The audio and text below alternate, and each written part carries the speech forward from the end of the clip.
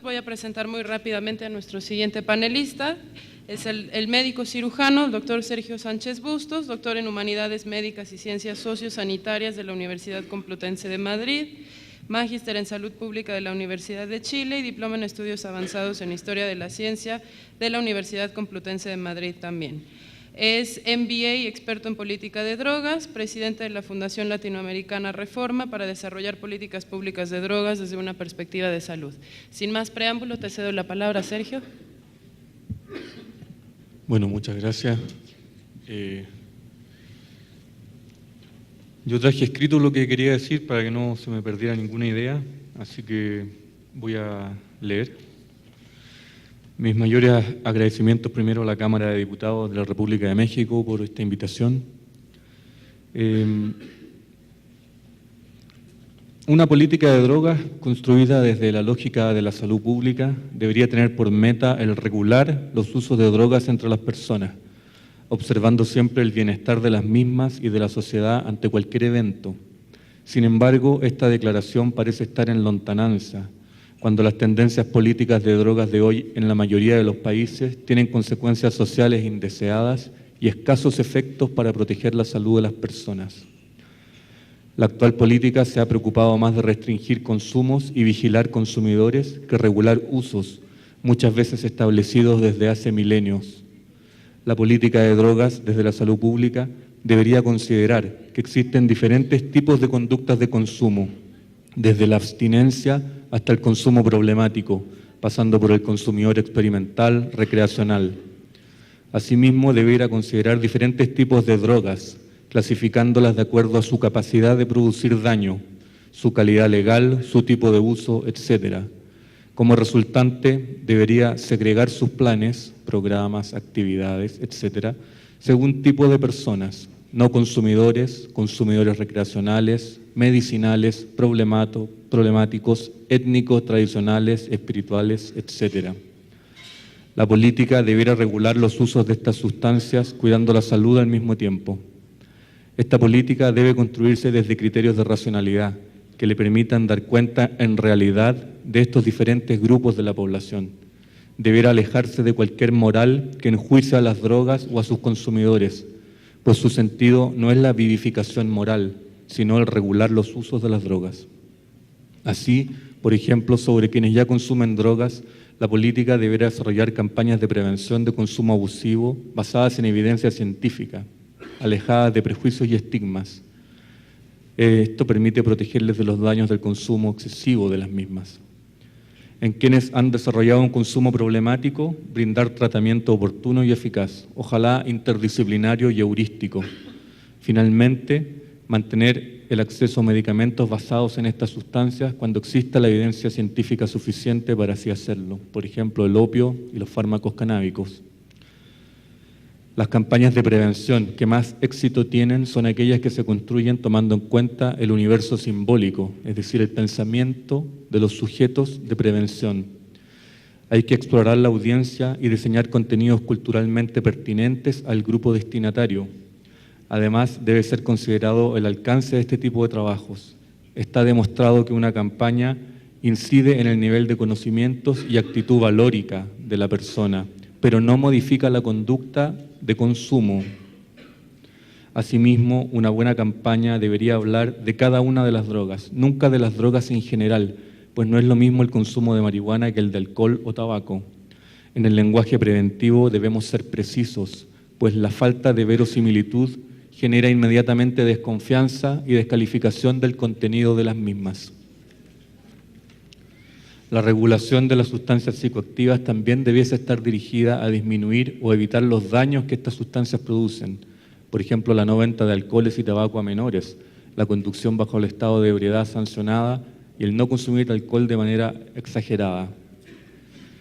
Deberán existir programas de tratamiento integral de personas con consumo problemático para enfocarse en reducir los daños asociados a ese consumo. Por ejemplo, los programas de sustitución que ya mencionaron. ¿Y por qué no plantearse el testeo de la calidad de las drogas como medida mitigadora de los potenciales peligros de consumir sustancias químicamente activas producidas en el mercado negro? Sin embargo, la mayoría de los países americanos la situación es distinta, pues la implementación de las convenciones de las Naciones Unidas ha decantado en una política basada en asuntos de seguridad nacional, situación que me gustaría poner de relieve, porque no solo ocupa el espacio político de la salud pública, sino porque tiene efectos deleterios directos sobre la salud de la gente. Toda la regulación actual en materia de drogas emana de las convenciones del 61, el 71 y el 88. En ellas se ha transitado desde un mundo casi sin restricciones a la producción, comercio y usos de estas sustancias a otro que restringe todas estas actividades a fines medicinales y de investigación solamente. En este contexto se han desarrollado nuestras legislaciones, que si bien reconocen el consumo como una medida despenalizada, sancionan cualquier otro tipo de acto lícito, acto previo al consumo como ilícito. El sentido común que las ha guiado es el que las drogas son una amenaza a la moral, sustento simbólico básico de la sociedad, y que por tanto hay que combatirlas, pues en ellas se ha encarnado todo el mal de la modernidad. Los espacios legales de uso que las convenciones ofrecen se manifiestan para fines médicos y de investigación. Por ejemplo, la industria del opio medicinal se ha desarrollado con fuerza en Turquía e India, proveyendo de todos los medicamentos opiáceos que el mundo necesita. El uso médico de estas sustancias debería estar regulado conforme a las pautas de regulación que las mismas convenciones de Naciones Unidas permiten, que se traducen en restricciones médicas de difícil elusión. El espacio que brinda la regulación internacional no permite dar cuenta de los otros usos de las sustancias psicoactivas de manera fluida y transparente. Así, por ejemplo, Bolivia se vio en la obligación de abandonar la Convención del 61 para permitir el mascado de hoja de coca en el año 2012, para posteriormente reingresar con la salvedad de que le aceptasen el mascado de hoja de coca en su territorio, cuestión apoyada por la mayoría de los países. Es decir, la lógica de la restricción del uso a la medicina y a la investigación genera espacios de usos marginales que ponen incluso países enteros en situaciones de ilegalidad y que traen consigo escasas bondades desde el punto de vista sanitario. Aquí es donde se ubican los consumos recreacional, experimental y tradicional, en la gran mayoría de los casos. Son excepciones Bolivia, Perú y la India. Tampoco se da cuenta del usuario recreacional y experimental, quienes quedan al margen de la regulación, erigiéndose como sujetos criminales y psiquiátricos desatados que deben ser controlados por el Estado. Por estas razones, desde la década de los 70, algunos países europeos han cuestionado la lógica de la prohibición relacionada con las drogas, despenalizando de facto el consumo, cultivo y porte de drogas en circunstancias, cantidades y para cierto tipo de drogas, al mismo tiempo de utilizar intensivamente las prescripciones que las convenciones establecen, sobre todo en cuanto al uso medicinal se refiere. Esto último se ha traducido en la presencia de plantaciones legales de opio, como vimos en Turquía e India, y el reconocimiento de la validez terapéutica de fármacos canábicos en Estados Unidos, Canadá y otros lugares. A modo de hipótesis, podría concluirse que desde sus inicios en la década de los 60, la política de drogas ha sido considerada más una herramienta de la seguridad interior del Estado que una política de salud pública. A partir del 88, el énfasis en controlar el narcotráfico ha traído consigo una hipertrofia del aspecto policial en todo el planeta. Desde la década de los 90, los países han implementado en mayor o menor medida las restricciones que se han traducido en masivas poblaciones siendo criminalizadas. Y esto en ingentes esfuerzos por vigilar, por ejemplo, escuchas telefónicas, capturar y castigar a quienes desafíen la ley de drogas. Para finalizar, les quiero comentar la situación chilena. Como resultado de lo anterior, en Chile se detienen por concepto de la ley de drogas 80.000 personas al año en promedio, de los cuales el 80% son por porte y consumo en lugares públicos. Sin embargo, el Estado de Chile, con fuerte apoyo del gremio médico y organizaciones de usuarios medicinales, y mediante la aparición de un par de casos emblemáticos, acaba de permitir el ingreso al país de un fármaco canábico, Sativex, reconociendo de esta manera la utilidad terapéutica de los mismos, situación que permite debatir las restantes inquietudes que el planteamiento político del 61 nos ha planteado.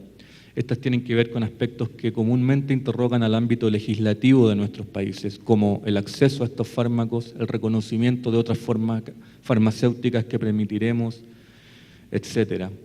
Una de las principales complicaciones que tiene la actual legislación chilena es que el consumo está despenalizado, pero todos los demás actos relacionados con el consumo están penalizados como faltas o delitos.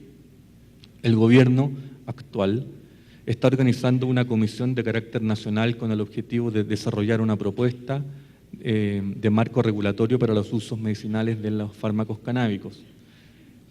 Pareciera que el destino institucional chileno para la regulación de las drogas será la separación de funciones entre salud y seguridad, adquiriendo el primero la preponderancia que se merece cada vez más. Finalmente, en el año 2012 se presentó un proyecto para regular el cultivo de cannabis para uso recreacional, patrocinado por senadores socialistas, Rossi y Lagos Weber. Asimismo, se han presentado durante estos días un par de proyectos de ley de bancadas políticas distintas en la Cámara de Diputados para regular el autocultivo de marihuana, es decir, cultivo personal, uno, y el otro para el consumo medicinal de la cannabis. Todo parece indicar que la política de drogas gradualmente incorporaría los conceptos de la salud pública, dejando de lado la óptica criminal y psiquiátrica para dar lugar a una que pondere los derechos y cuidados de las personas. Parece que ha llegado el momento de reparar los errores históricos, entregando a nuestras poblaciones políticas basadas en lógicas sanitarias y construidas a partir de los derechos humanos, y dejar de criminalizar innecesariamente, transformando a los sujetos de la marginalidad a quienes permanecen fuera del estrecho circuito de regulación que hoy se nos presenta. Muchas gracias.